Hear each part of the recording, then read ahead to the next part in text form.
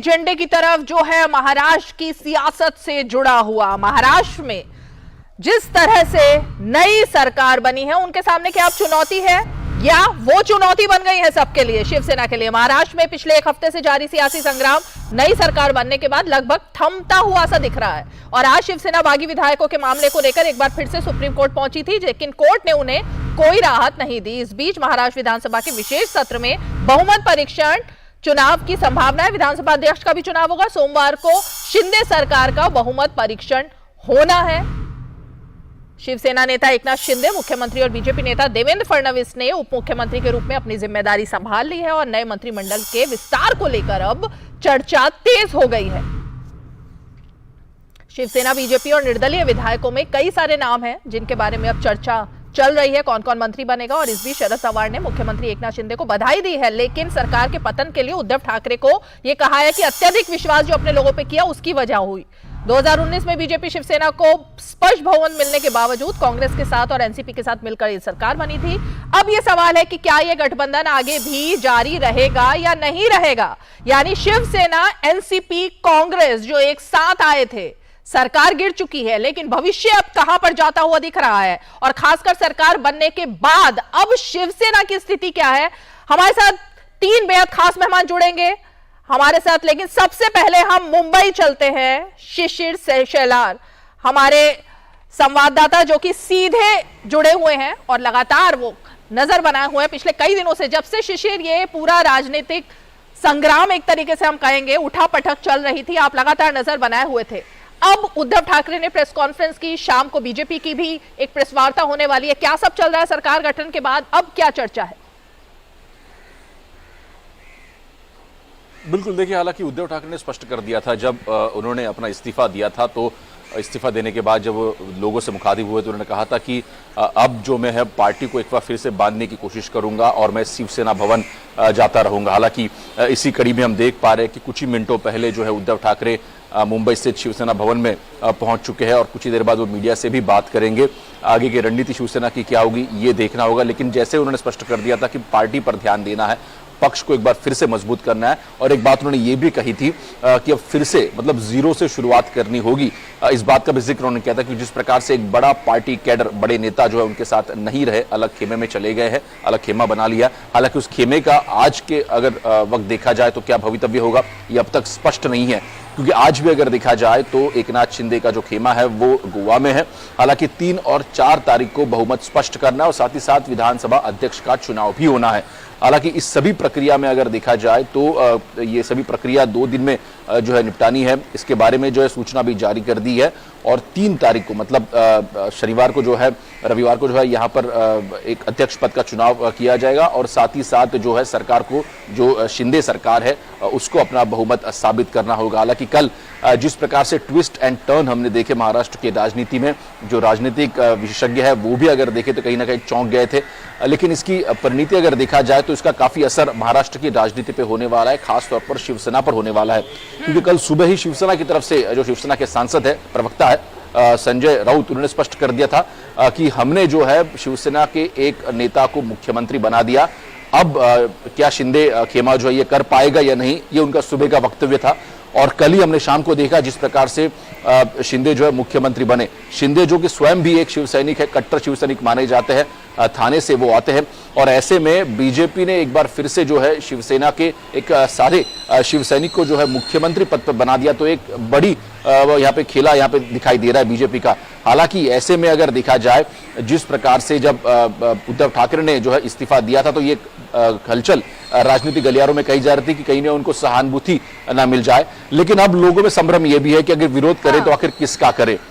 एक तरफ एकनाथ शिंदे जो कट्टर शिव सैनिक है, शिवसेना से भले ही इस वक्त जो उद्धव ठाकरे से थोड़े दूर है, लेकिन फिर भी जब शपथ ले रहे थे तो जबान पे बाला साहब ठाकरे का नाम था, आनंद दिघे का नाम था। तो ऐसे में ये कहीं ना कहीं संभ्रम शिव सैनिकों में भी है कि अगर शिवसेना का मुख्यमंत्री बना है तो उसमें हर्जी क्या बात है। और दूसरी बीजेपी की करे तो बीजेपी भी इस वक्त अगर देखा जाए कहीं ना कहीं अपने सही दांव फेंक रही है।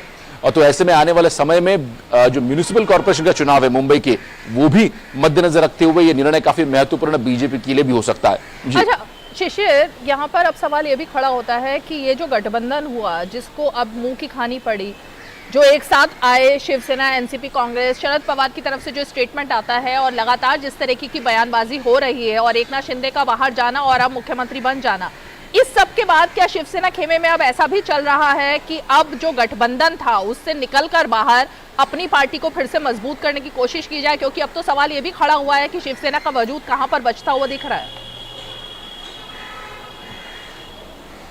देखिए, इसमें दो चीजें हैं। जब एमवीएस सरकार थी, मतलब जब सरकार में तीनों पार्टियां थी, तब तीनों पार्टियां कह रही थी एक दूसरे के साथ है। फिर हम कांग्रेस की बात करें, राष्ट्रवादी कांग्रेस की बात करें, उन्होंने स्पष्ट कर दिया था कि वो शिवसेना के, मतलब उद्धव ठाकरे के शिवसेना के साथ है। उद्धव ठाकरे को मुख्यमंत्री जो है उनके समर्थन में वो है। हालांकि जब से उद्धव ठाकरे ने इस्तीफा दिया है, तो ऐसे में तीनों पार्टी के जो प्रमुख नेता है वो ये नहीं कह रहे कि हम तीनों पार्टियां इस वक्त एक साथ है या नहीं, या फिर इन तीनों पार्टियों का आगे भवितव्य क्या हो गया, तीनों पार्टियां महाराष्ट्र में एक साथ लड़ेगी या नहीं।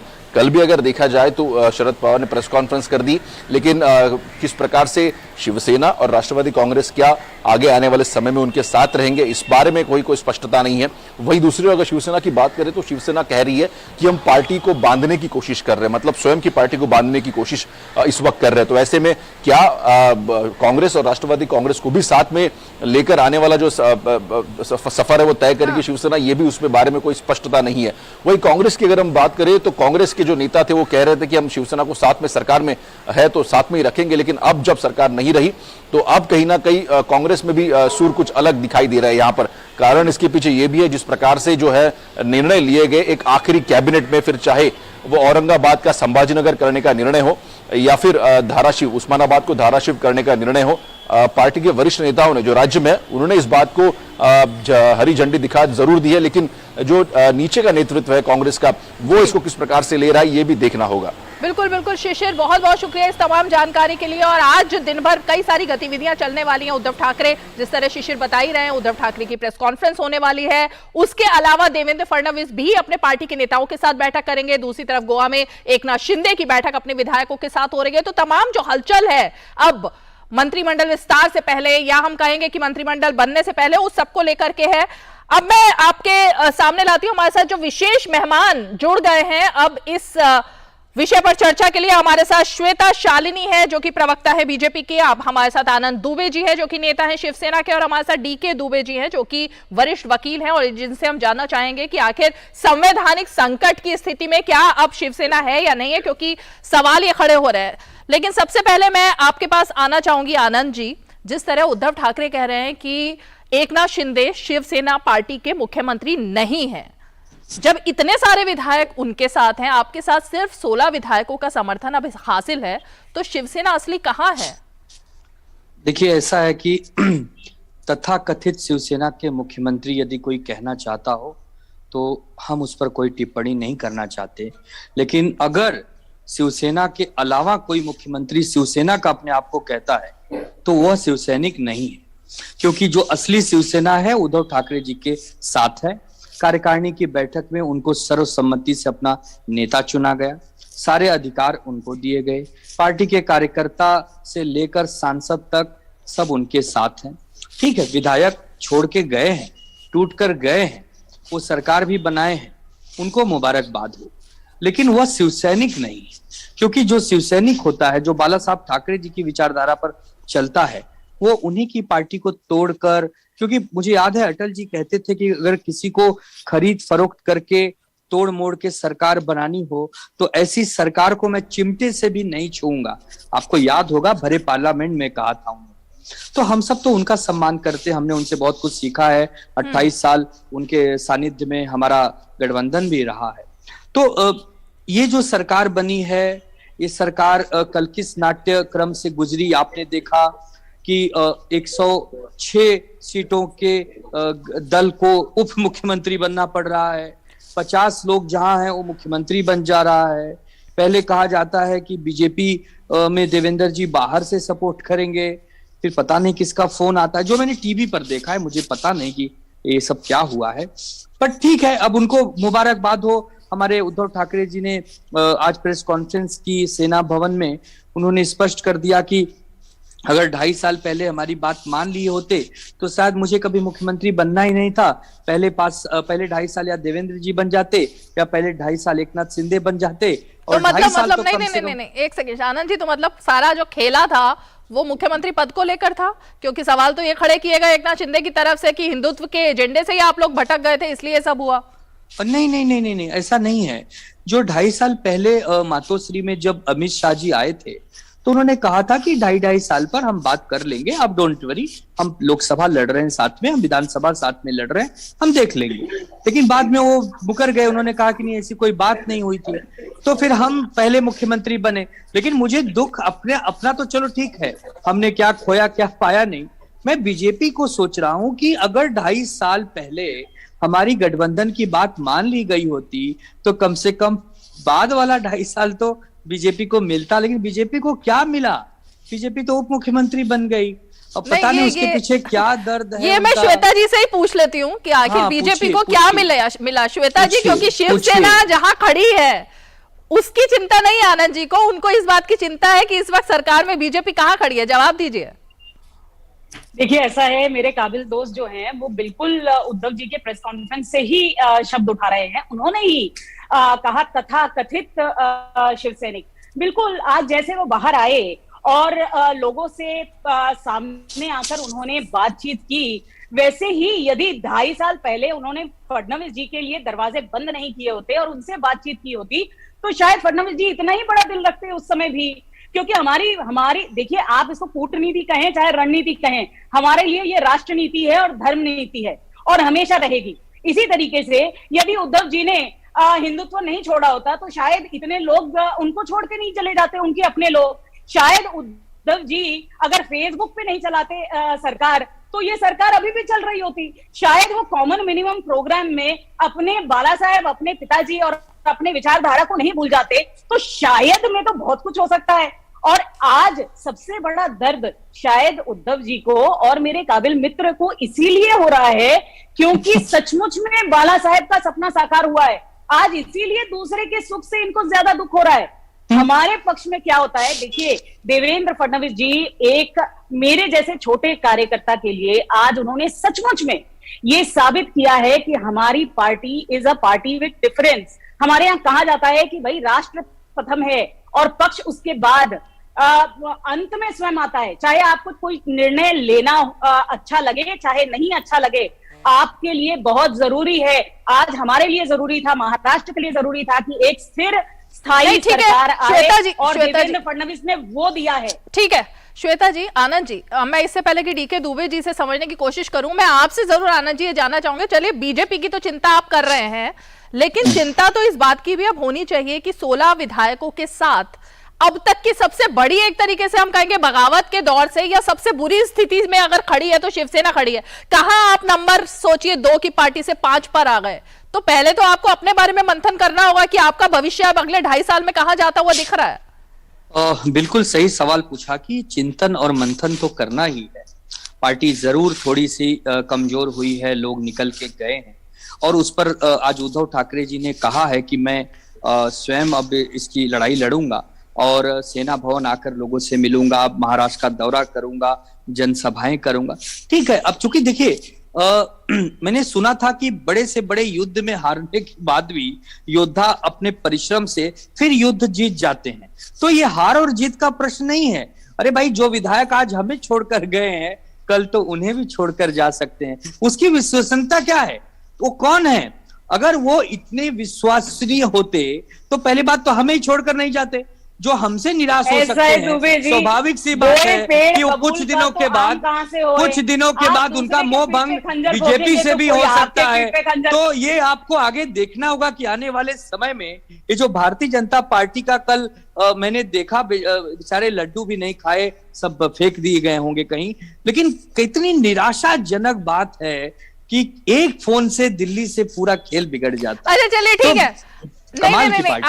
आनंद जी, मैं जरा डीके दुबे जी के पास चलती हूँ, क्योंकि मामला आप लोग सुप्रीम कोर्ट भी लेकर गए और इस बात को लेकर के अब अटकलों का बाजार गर्म है कि आखिर असली शिवसेना किसके पास जाती हुई दिख रही है।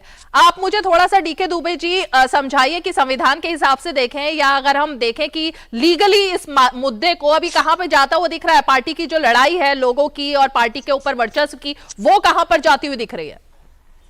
देखिए, हमारे पास दो सिस्टम है। एक तो ये है कि जो व्यक्ति चुनाव लड़कर आया उस समय सिंबल किसने बांटा था वो प्रश्न था, लेकिन जिस समय विधानसभा के अंदर जाते हैं उस समय विधायक दल का नेता होता है और विधायक दल का नेता विधायक चुनते हैं, पार्टी का अध्यक्ष नहीं चुनता। इसलिए आपने देखा होगा कि पार्टी अपना एक पर्यवेक्षक भेजती है वहां पर और विधायकों का संग्रह होता है, विधायक अपना विधायक दल का नेता चुनते हैं। तो अगर हम विधानसभा के अंदर की बात करें तो अंदर तो विधायकों ने अभी भी शिंदे को ही अपना नेता चुन के रखा है।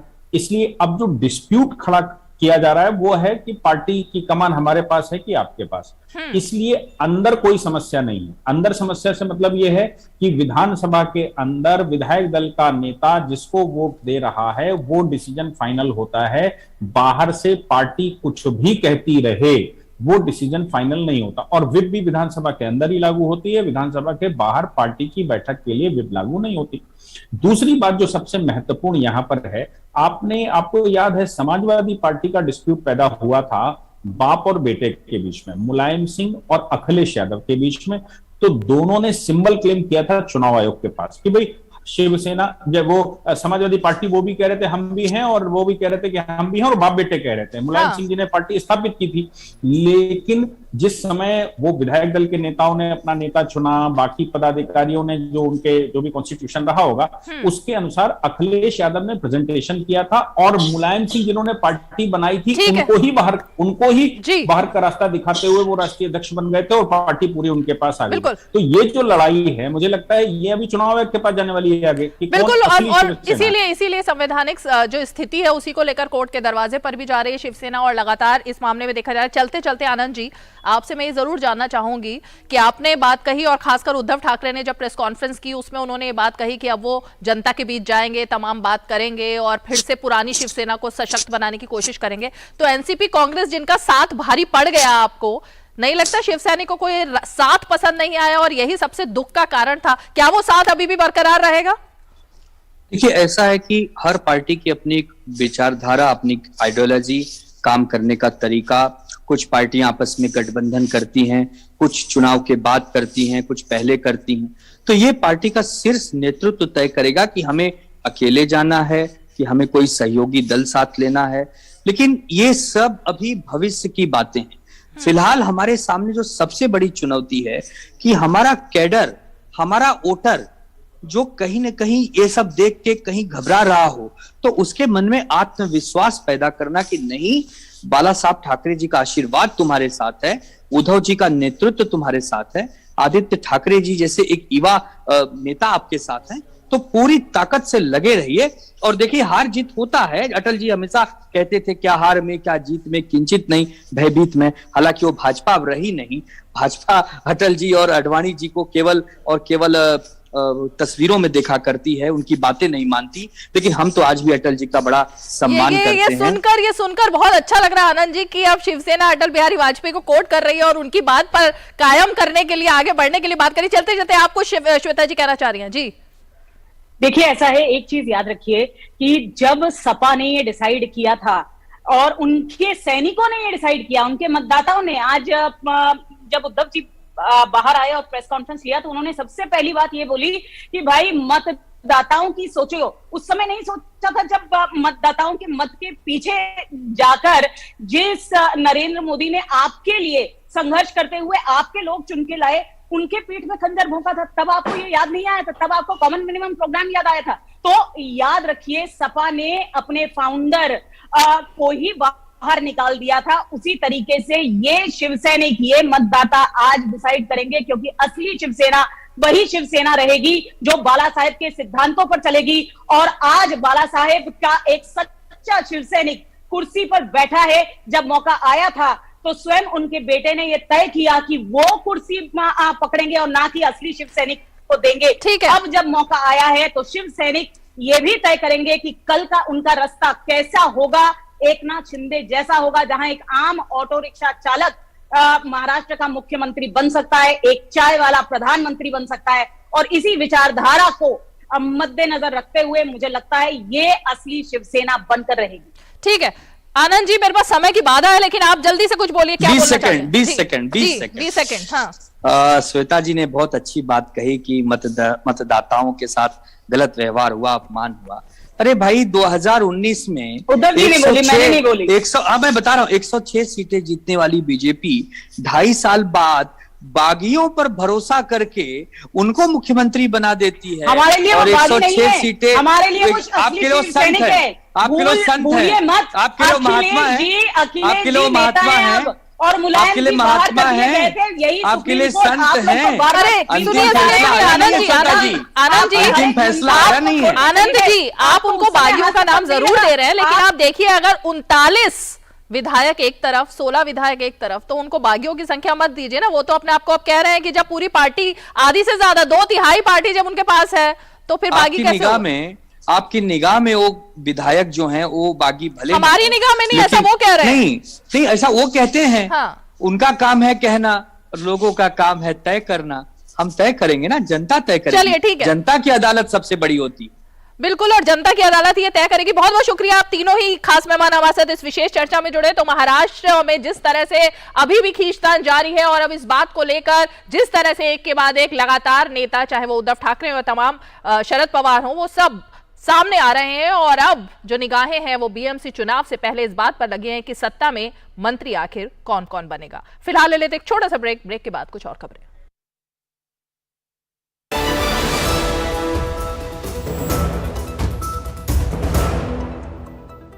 Power Grid, a Maharatna PSU of Government of India, largest transmission utility of country, embarked on one side